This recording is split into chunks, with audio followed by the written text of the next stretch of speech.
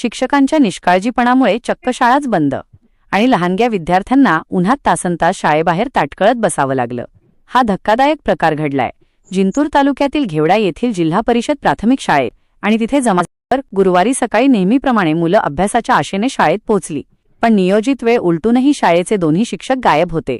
शाळेला कुलूप असल्यामुळे ही लहान मुलं बाहेरच बसून राहिली।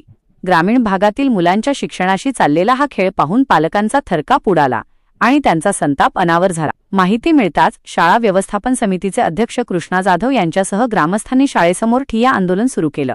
संताप व्यक्त झाल्यानंतर कुठे एक शिक्षक हजर झाले तर दुसरे उशिराने पोहोचले। एका शिक्षकाची इतर कामावर नियुक्ती होती तर दुसऱ्यांनी चक्क दांडी मारली होती। अँकर, या प्रकरणाची गंभीर दखल आता शिक्षण विभागाने घेतली आहे। गट शिक्षणाधिकारी मंजुषी पल्लेवाड यांनी संबंधित शिक्षक आणि विस्तार अधिकाऱ्यांकडून तातडीने खुलासा मागवला असून दोषींवर कठोर कारवाई करण्याचे आदेश दिले आहेत। पण सवाल हाच उरतो की अशा निष्काळजीपणामुळे ग्रामीण भागातील विद्यार्थ्यांचं शैक्षणिक नुकसान कधी थांबणार? तुम्हाला काय वाटतं? कमेंट करून नक्की सांगा।